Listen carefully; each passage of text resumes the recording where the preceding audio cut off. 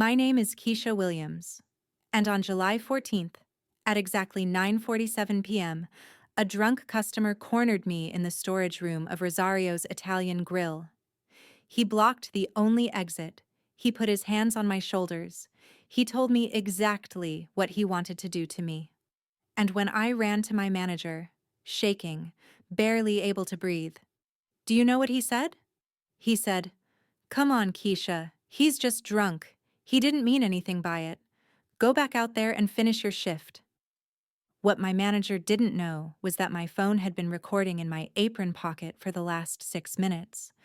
What he didn't know was that I had been documenting every single incident for the past 11 months.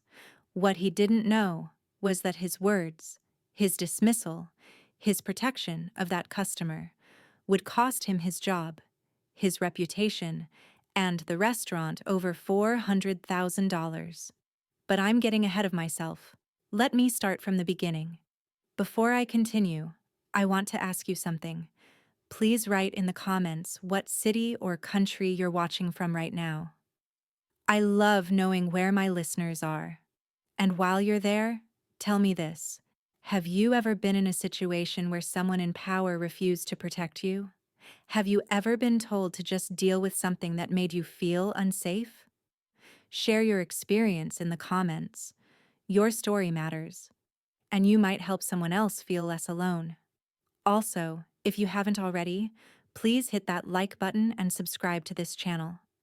And if you know someone who needs to hear this story, someone in the service industry, someone who's been dismissed when they asked for help, please share this video with them. Now, let me tell you what happened. I had been working at Rosario's Italian Grill for 3 years. It was one of those places that looked fancy from the outside but was chaos on the inside. White tablecloths, candles on every table. The kind of restaurant where customers expected you to smile no matter what. And management expected you to keep those customers happy no matter the cost. For 3 years, I had done exactly that. I smiled when customers snapped their fingers at me. I smiled when they stared at my body instead of the menu. I smiled because that's what you do in this industry. That's what they tell you. Smile. Be pleasant. The customer is always right. My manager was a man named Vincent DeLuca. Vince, everyone called him. He was 52 years old, had been in the restaurant business for 30 years, and believed the old ways were the best ways. To Vince, complaints from servers were just noise. A good server was an invisible server. To Vince, I was a problem waiting to happen because I didn't know how to keep my mouth shut. But that wasn't all. What I didn't realize until much later was that Vince had created a system where certain customers were protected, a system where tips mattered more than safety, a system where servers like me were expected to endure whatever was thrown at us because the alternative was unemployment. The harassment didn't start with the storage room. That was just where it ended. The harassment started on my very first week, 3 years before that July night. I remember it clearly. A man at table 9, maybe 60 years old, gray hair, expensive watch. He waited until I leaned over to pour his wine. Then he put his hand on my lower back. Not an accident. A deliberate, lingering touch that made my skin crawl. I pulled away. I said, "Please don't touch me, sir." Very polite, very professional, just like they trained us. He laughed. "Relax, sweetheart, I'm just being friendly." I went to Vince. I told him what happened, and Vince looked at me with this tired expression, like I was a child complaining about something trivial. "Keisha," he said, "that's Mr. Patterson. He's been coming here for 15 years. He tips 40%. He's harmless. Just stay out of arm's reach next time." Stay out of arm's reach. Like it was my job to dodge his hands. Like his behavior was something I had to work around instead of something he needed to stop. But that wasn't all. That was just the beginning. Over the next 3 years, I learned the patterns. I learned which customers to avoid. I learned which tables to trade away. I learned that certain men came to Rosario's not just for the food, but for the servers. Young women in tight uniforms, trained to smile, trained to be pleasant, trained to never say no. I learned that Vince knew exactly what was happening and didn't care. There was Mr. Hoffman, who came every Tuesday night and always requested me specifically. He would make comments about my body, about my lips, about what he imagined I looked like without my uniform. When I told Vince, he said, "He's a regular. He spends $200 every week. Just laugh it off." There was the group of businessmen who came for their monthly meetings. They would get drunk on expensive wine and their hands would wander. Shoulders, waists, lower. When I told Vince, he said, "They're celebrating. Boys will be boys. Don't make a scene." There was the younger guy, maybe 35, who started showing up every Friday night. He would ask me what time I got off work. He would ask where I lived. He would wait in the parking lot after close. When I told Vince, he said, "He's just interested in you. Take it as a compliment." A compliment. Being stalked was supposed to be flattering. For 3 years, I absorbed it. I endured it. I told myself this was just how the industry was. I told myself I needed the job. I told myself that if I just kept my head down, eventually it would stop. But it never stopped. And something inside me started to change. I remember the exact moment I decided to start documenting. It was March 15th, 4 months before the storage room incident. A customer named Richard Brennan, a man in his 50s who came every other Saturday, grabbed my wrist as I was clearing his table. He pulled me toward him. His breath smelled like whiskey. He whispered, "You know, you'd look so good on your knees." I yanked my arm away. The wine glass I was holding shattered on the floor. Everyone in the restaurant turned to look. Vince appeared within seconds. Not to help me, to manage the situation. "Keisha, what happened?" He grabbed me. He said something inappropriate. Vince looked at Richard Brennan, who was sitting there with a smug smile on his face like he hadn't done anything wrong. "Rick, you okay? Everything all right here?" "Everything's fine, Vince. Your girl here just got a little clumsy. No harm done." Vince turned to me. His eyes were cold.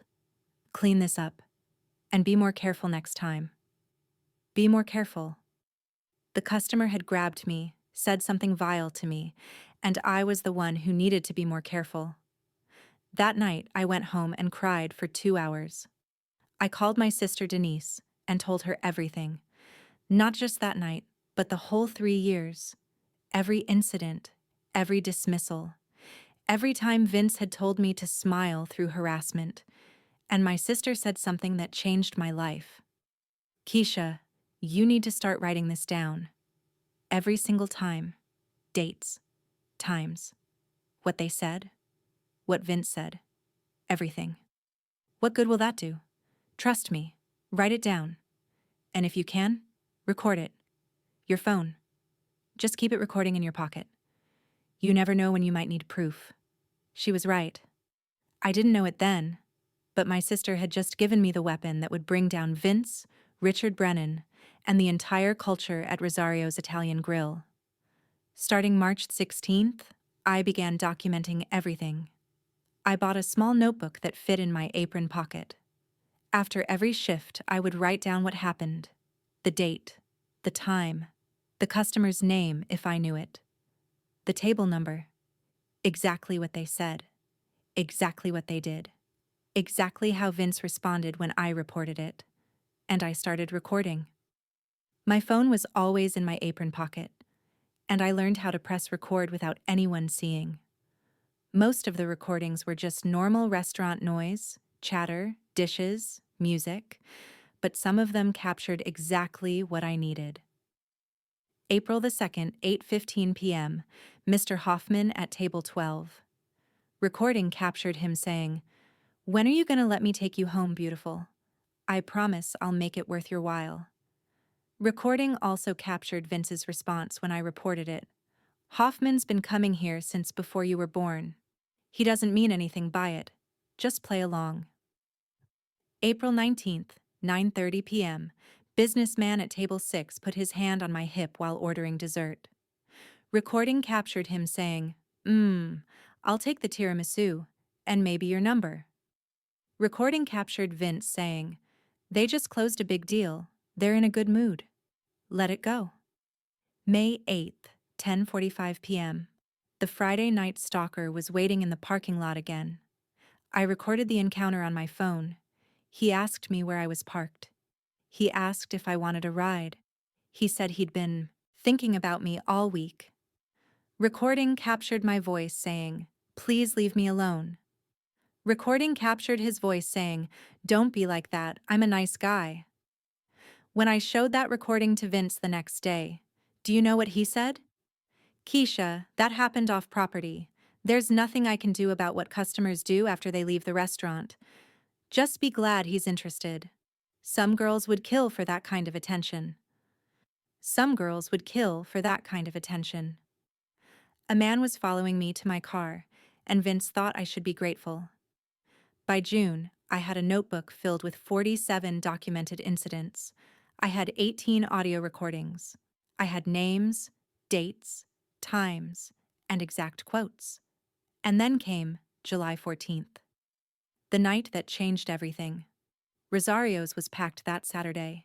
Every table full. A 40-minute wait for walk-ins. The kitchen was slammed. The bar was 3 deep. Every server was running on adrenaline and desperation. I was working the back section, tables 15 through 22. Around 8 p.m., a man I'd never seen before was seated at table 18. He was maybe 45, wearing an expensive suit, already a little drunk when he arrived. His name, I learned later, was Gregory Morrison. Investment banker, divorced, used to getting whatever he wanted. From the moment I approached his table, I felt it. That look, that energy, the way his eyes moved over my body like he was appraising merchandise. What can I get for you tonight, sir? He smiled. You can start by telling me your name, sweetheart. I'm Keisha. I'll be your server tonight. Keisha. He said my name slow, like he was tasting it. That's pretty. You're pretty too. Real pretty. I kept my professional smile. Thank you. Can I start you off with something to drink? He ordered a scotch. Then another. Then another. With each drink, his comments got worse. You know, Keisha, you've got the most beautiful legs I've ever seen. Keisha, why don't you sit down with me? Keep me company? Keisha, a woman like you shouldn't be working. You should be taken care of. You know what I mean? I kept my distance. I kept my smile. I pressed record on my phone. At 9:30 p.m., table 18 ordered dessert. I went to the storage room to grab more tiramisu from the backup fridge. The storage room was at the end of a long hallway, past the kitchen, past the dishwashing station, in a quiet corner of the building. I had just opened the fridge when I heard the door close behind me. I turned around. Gregory Morrison was standing there, blocking the exit. What are you doing back here? I asked. My voice was steady, but my heart was pounding. I thought I'd help you carry something. He took a step closer. Sir, customers aren't allowed in this area. Please return to your table. Come on, Keisha, don't be like that. Another step. I've been watching you all night. You've been watching me too, I can tell. I haven't been watching you. I've been serving you. Please, move. He didn't move. Instead, he took another step, and then his hands were on my shoulders, pushing me back against the refrigerator. His face inches from mine. You know you want this. He breathed. His breath was hot and sour with alcohol. Girls like you always want this. You just need a little encouragement. Let go of me. My voice was shaking now. Let go of me right now. Or what? You gonna scream? Nobody can hear you back here, and even if they could, you think anyone's gonna believe you over me? I'm a customer. I'm a guest. You're just the help. For 6 minutes, he kept me trapped. 6 minutes of him pressing against me, whispering things I can't repeat, touching me in ways that made me want to disappear. For 6 minutes, my phone recorded everything. Finally, I heard footsteps in the hallway. Gregory stepped back, smoothed his jacket, and smiled like nothing had happened. "Think about what I said, Keisha. I'll be waiting at my table." He left. I stood there shaking, tears streaming down my face, trying to breathe. And then I did something that part of me still can't believe. I wiped my face. I fixed my uniform. I walked out of that storage room and went straight to Vince, who was standing at the host station, chatting with the hostess like everything was fine. "Vince, I need to talk to you. Now." He looked at me. He must have seen something in my face because his smile faded. "What is it?" "The customer at table 18. He followed me into the storage room. He cornered me. He put his hands on me. He threatened me." Vince glanced toward table 18 where Gregory Morrison was sitting calmly, checking his phone like nothing had happened. "Gregory Morrison? The investment banker? I don't care who he is. He assaulted me." Vince grabbed my arm and pulled me into the office. He closed the door. "Keisha, do you have any idea who that man is?" "I don't care who he is." "Well, you should. He's one of the most connected men in this city. He knows the owner. He knows the mayor. He spent thousands of dollars at this restaurant." "He cornered me in the storage room, Vince. He put his hands on me." Vince sighed. That same tired sigh I'd heard 100 times. "Keisha, come on. He's just drunk. He didn't mean anything by it. He probably won't even remember it tomorrow. He trapped me against a refrigerator and told me nobody would believe me." "And do you have any proof of that? Any witnesses?" I almost said it. I almost told him about the recording. But something stopped me. Some instinct. "No witnesses," I said quietly. "Then it's your word against his, and his word is worth a lot more than yours around here." Vince put his hand on my shoulder. I flinched. "Look, I know it was scary, but just finish your shift. Stay away from his table. I'll have someone else close him out. Everything will be fine. Everything will be fine.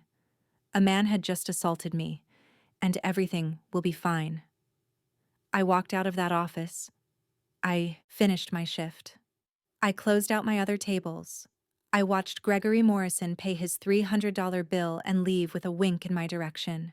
And then I went home. That night, I didn't cry. I didn't call my sister.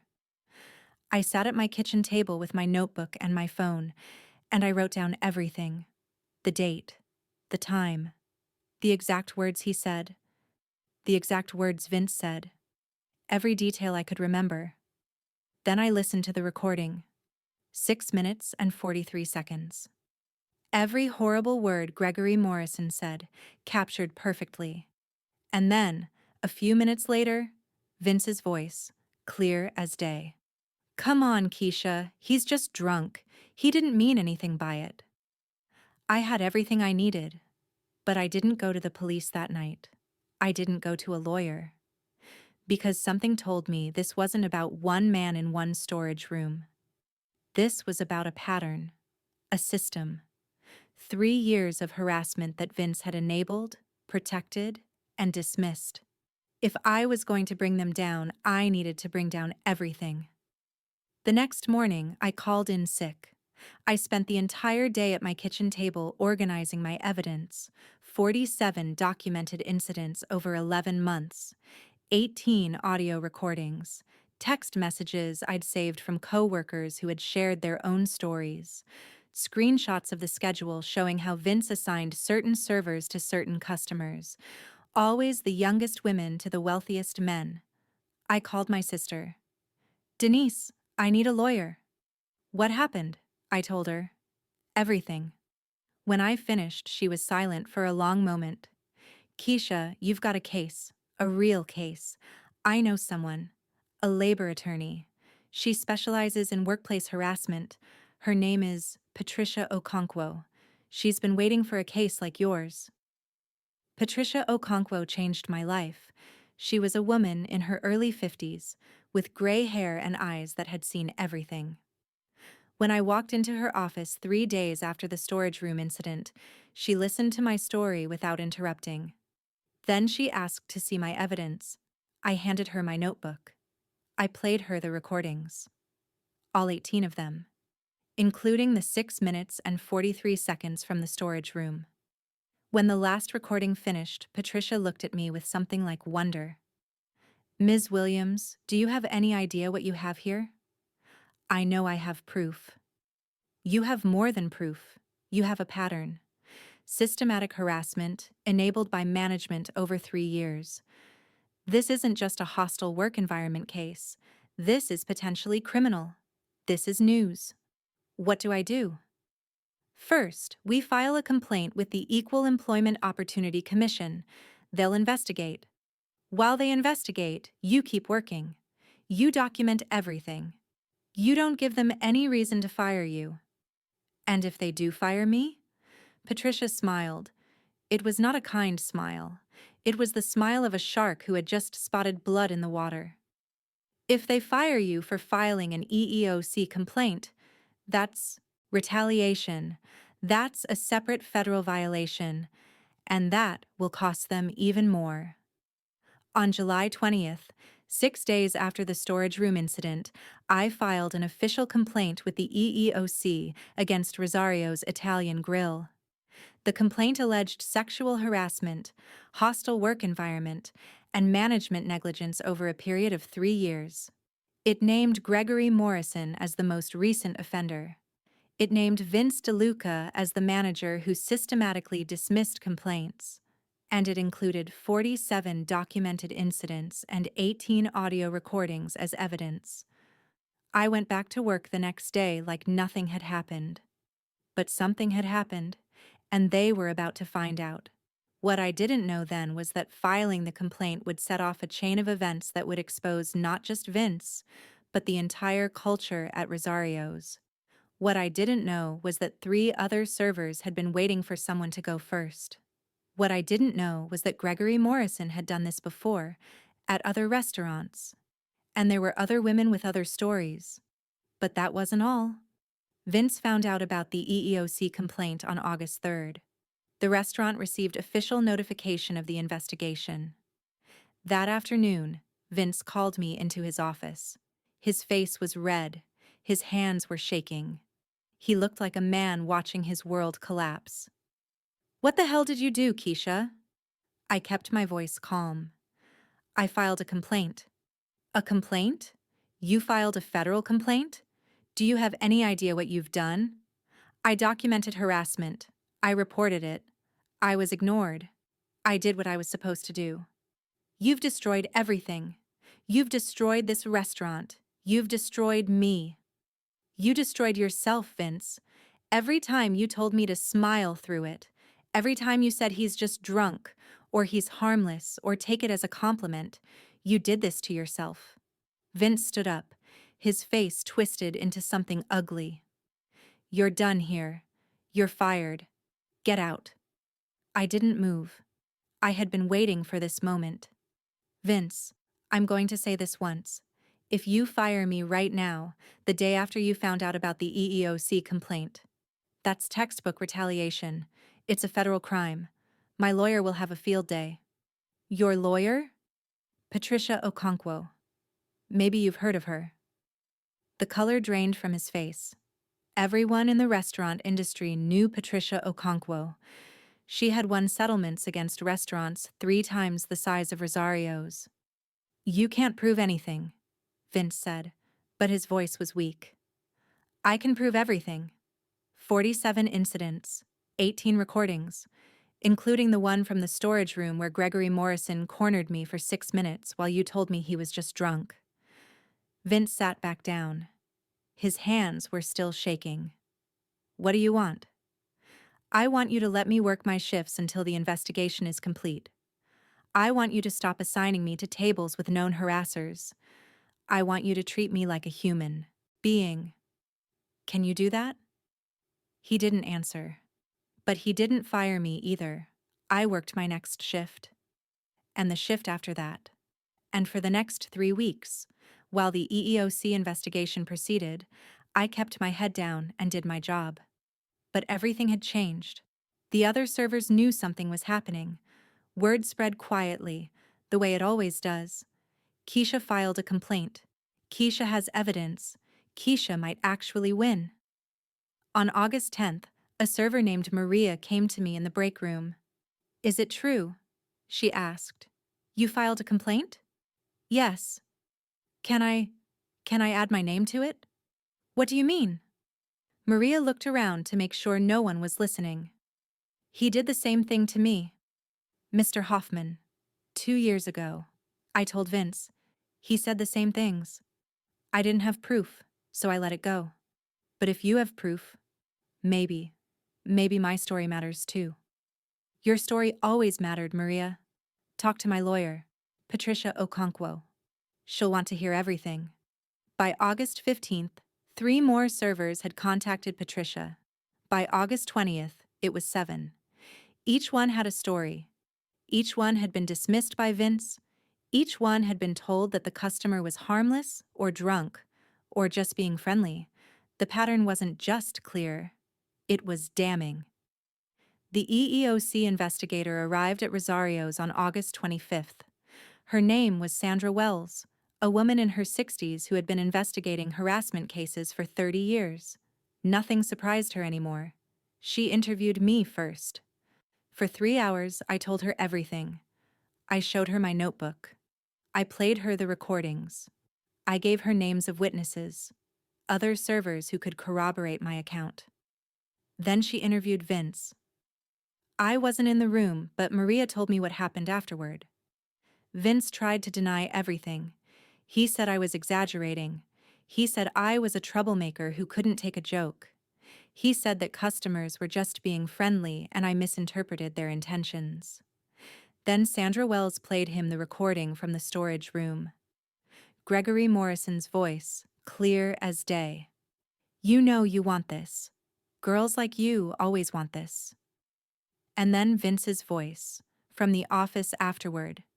"Come on, Keisha, he's just drunk. He didn't mean anything by it." Vince reportedly went pale. He reportedly started sweating. He reportedly asked if he could call a lawyer. Sandra Wells said, "That's probably a good idea." The investigation expanded. What started as a complaint about one incident became an investigation into years of systematic harassment at Rosario's Italian Grill. The EEOC found evidence of discriminatory scheduling, where young female servers were deliberately assigned to known harassers. They found evidence that complaints were systematically ignored or minimized. They found evidence that servers who complained were given fewer shifts or worse sections as punishment. And they found Gregory Morrison. It turned out that Gregory Morrison had a history. 3 other restaurants. 4 other women. Similar stories, similar outcomes. No one had ever filed a formal complaint because no one had ever had proof. Until me. On September 15th, Gregory Morrison was arrested. The charges were sexual assault and harassment. My recording was the primary evidence. 2 other women came forward with their own stories, encouraged by the news coverage. The news coverage. When the story broke, investment banker arrested for assault, restaurant manager implicated. It was everywhere. Local news, national news, social media. The story had everything. A powerful man, a vulnerable server, a manager who looked the other way, and a woman who fought back. My phone didn't stop ringing for 3 days. On September 20th, Vince DeLuca was fired. Not resigned, fired. The owner of Rosario's, a man named Anthony Rosario, flew back from Italy to deal with the crisis. He reviewed the evidence. He reviewed the liability. He made a business decision. Vince was a liability. Vince had to go. I heard he tried to sue for wrongful termination. It went nowhere. You can't claim wrongful termination when there are 18 recordings proving you enabled harassment. On October 1st, Rosario's Italian Grill agreed to a settlement. $423,000, split between me and the 7 other servers who had joined the complaint, mandatory harassment training for all staff, a third-party reporting system for future incidents, quarterly audits by an outside HR firm, and a public apology from the restaurant ownership, acknowledging that the culture at Rosario's had failed to protect its employees. No NDA. Patricia made sure of that. I wanted the story public. I wanted other servers to know that they didn't have to endure what I endured. Gregory Morrison was convicted in November. The assault charges didn't stick, but the harassment charges did. He lost his high-paying job. His license was suspended. His wife filed for divorce. The last I heard, he was working at a small car dealership in another state. Vince DeLuca never worked in the restaurant industry again. His name was too connected to the scandal. Every time a potential employer Googled him, the news stories came up. Manager fired after enabling years of harassment. He reportedly moved to another state, took a job at a small hardware store, and never spoke publicly about it. As for me, I quit Rosario's the day after the settlement was announced. I didn't want to work there anymore. The place was haunted for me, every corner filled with memories I wanted to forget. But I didn't leave the industry. I couldn't. Serving was what I knew. It was what I was good at. I found a new job at a restaurant across town, a smaller place, family-owned, with a manager who actually cared about her staff. On my first day, she said something I'll never forget. If any customer makes you uncomfortable, you tell me immediately. We don't tolerate harassment here. Your safety matters more than any tip. I almost cried. That was 6 months ago. I'm still working there. The customers are mostly kind. The management is supportive. I haven't had to use my notebook once, but I still carry it with me. Just in case. Old habits die hard. Last week, I got a message from a woman I'd never met, a server at a restaurant in another city. She had seen the news coverage. She had recognized her own story in mine. I've been documenting for 3 months, she wrote. I have 12 recordings. My manager keeps telling me the customer is harmless. What do I do? I gave her Patricia Okonkwo's phone number. And then I wrote back. Don't stop documenting. Don't stop recording. And whatever they tell you, don't smile through it. You deserve better. We all do. Sometimes I drive past Rosario's Italian Grill. The building is still there, but the name has changed. New ownership. New management. Whether the culture actually changed, I don't know. But I know this. Somewhere in that building, there's a server working tonight. Maybe someone is making her uncomfortable. Maybe she's wondering if she should say something. Maybe she's been told to just smile through it. If she ever hears this story, I hope she knows. You don't have to smile. You don't have to endure. You don't have to accept that this is just how the industry is. You can fight back. You can document. You can record. You can file complaints, hire lawyers, and bring the whole rotten system crashing down. They will tell you that you're overreacting. They will tell you that he's harmless.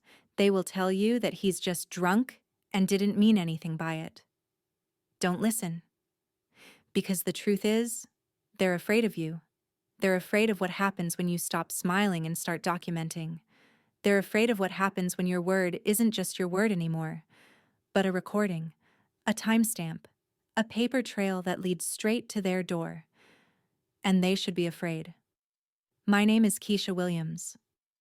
For 3 long years, I smiled through harassment at Rosario's Italian Grill. For 3 years, I was told to deal with it, to take it as a compliment, to be grateful for the attention. But on July 14th, I stopped smiling. I started recording, and everything changed. If you stayed until the very end, thank you. Your support means everything.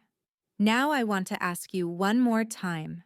Have you ever been in a situation where someone refused to protect you when you needed help? Have you ever been told to just deal with something that made you feel unsafe? Share your story in the comments. You might help someone else realize they're not alone. And if you want to hear more stories like this, stories of workers who fought back, who documented everything, who refused to accept that harassment is just part of the job, hit that subscribe button now and turn on notifications. Because this is not entertainment. This is validation. This is not revenge. This is consequence. This is not drama. This is documentation. And documentation is power.